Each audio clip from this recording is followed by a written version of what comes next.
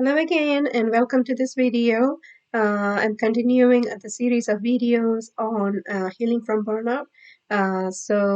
Again, for those of you who are not familiar with me, I'm Dr. Menon or Praharsha Menon.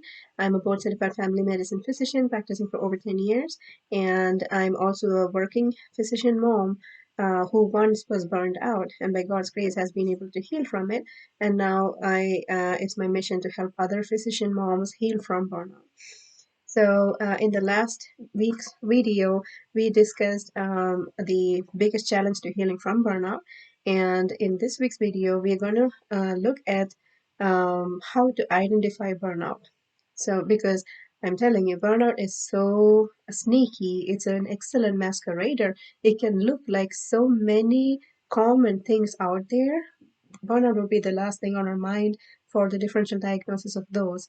It may be very possible that you are burned out or you're going through burnout and you may not realize this. I'm sorry. My cat is going to join me in this video.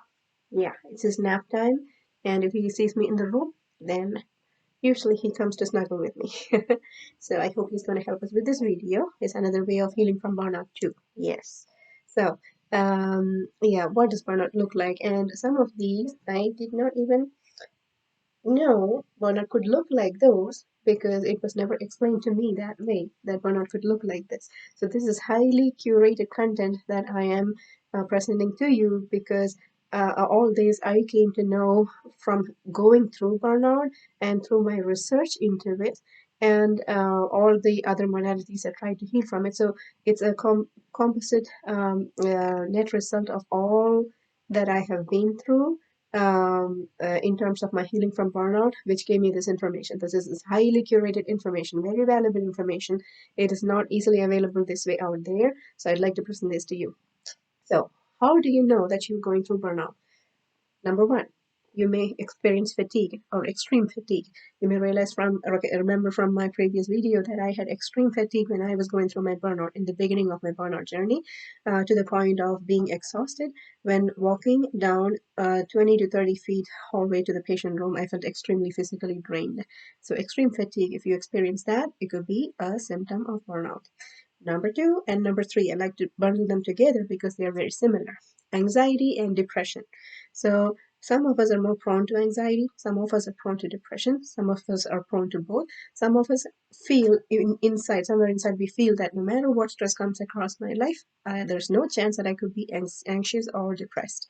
So no matter which category you fall into, if you notice that you have been becoming anxious or depressed for no out of the blue in unexplained ways, then chances are you could be getting burned out. Of course, I would encourage you to use your due diligence to your medical judgment to make sure there is no other medical etiology for your symptoms. But even if you find a medical etiology, I'd encourage you to keep burnout as the back burner because burnout can cause the etiology of your medical symptoms, or it may be pure burnout presenting as anxiety or depression, or the symptoms of anxiety or depression. Third, number three, or number four, actually, number four, fourth wave presentation in burnout is brain fog. I'm not sure if you're familiar with brain fog. Some of us may be familiar with it. Some of us may not have come across it. Either way, it is okay. I'm going to explain. Brain fog is how you perceive your brain's activity after being sleep deprived continuously for 3 days. So imagine us being sleep deprived for one single all-nighter that we pulled in back in college or later when we had to be sleep deprived for one whole night. Imagine how our brain was working the next day. Now imagine being sleep deprived continuously for 3 whole days. That is kind of like a mild version of brain fog.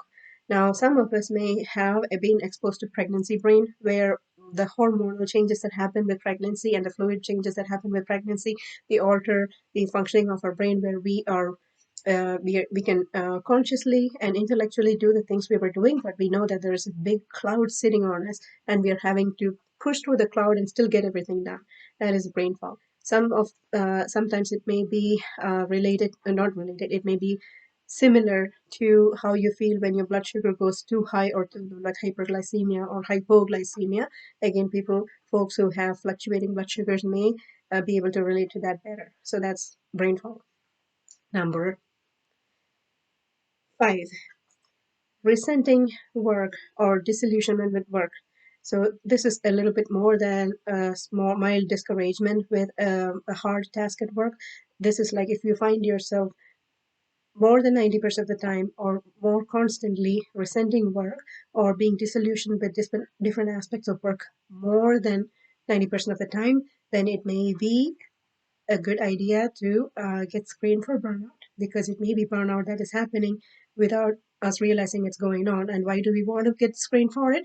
Because if it's uncontrolled, as with all other medical conditions too, it can increase in its severity. And when it's very severe, it may be a little bit too late to bounce back from it. We can still do it, but it just takes a whole lot of effort, a whole lot of time, and other factors. Excuse me. Number 6, insomnia. So, as we already discussed, anxiety or depression may also cause insomnia. And as I was telling you, burnout is a very good masquerader. It can look like so many of the other things out there. So, if you feel you have insomnia, uh, normally it's a human nature to attribute it to stressors, and we know that when we have a hectic schedule, it is a stressor. We attribute it to a stressor causing insomnia.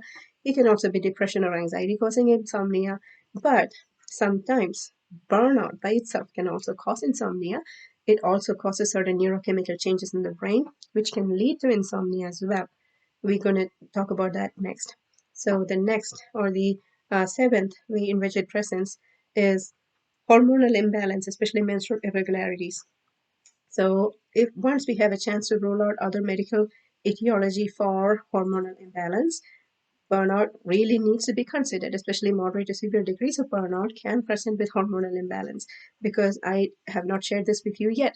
Why? Because research shows that burnout can cause structural and functional changes in the brain and neurochemical changes, especially in the HPA axis, the main hormonal pathways. So, as a result, it can cause changes in your hormone levels, in different hormone levels, not just one.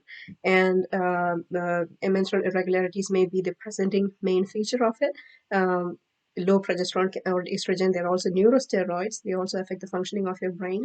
So it can be behind brain fog as well. It can also be behind insomnia. So all these are related. And the eighth way in which it presents is inability to focus. So, if you find that besides the usual causes of inattention or inability to focus, like anxiety, depression, or ADHD, if you have been ruled out for that, and if you find that you feel tired, that you do not really want to focus, and then when you try to focus, you become more tired. That energy that you expend to focus, to just intellectually focus, makes you tired. That could be a sign of burnout.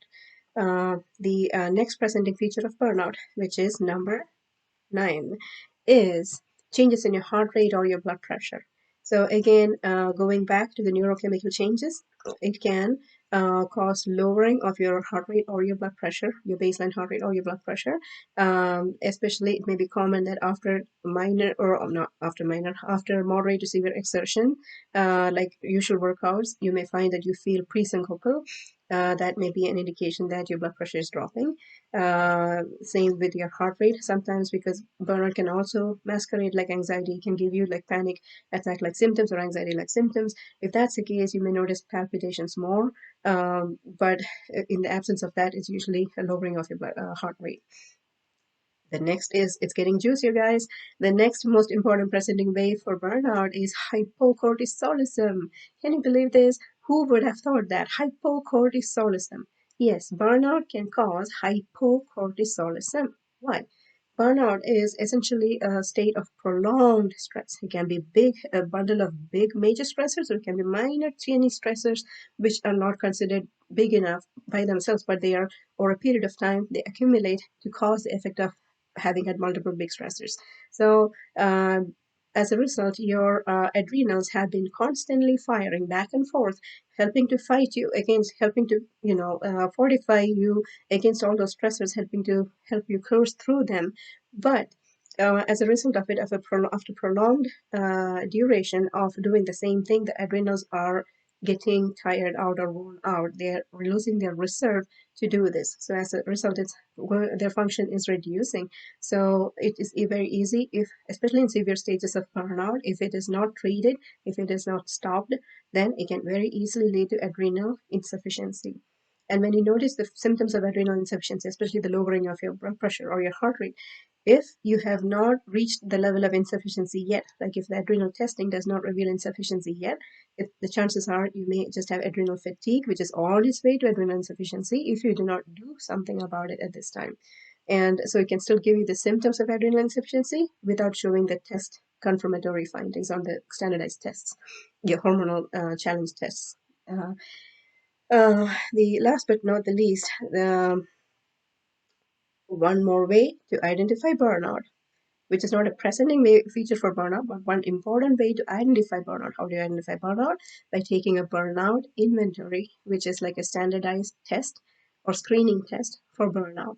It's a series of questions that you answer online, and the most commonly used one or the most prevalent one is Maslach's Burnout Inventory. There are also other ones out there, but the caveat is that most of them cost a little bit of money to be available to you to use, even for your personal use. But lucky for you, I am your friend, and I do have a website. It's called www.praharshamenon.com, and on the main homepage, there's a free quiz that you can take to see if you are going through burnout. So what are you waiting for? Let's go ahead and make sure that you're not going through burnout. And if you have any questions, please do leave them in the comments below. Any aha moments, please do leave them in the comments below.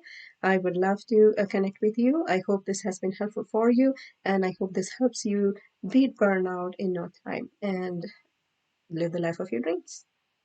Have a lovely day. Bye.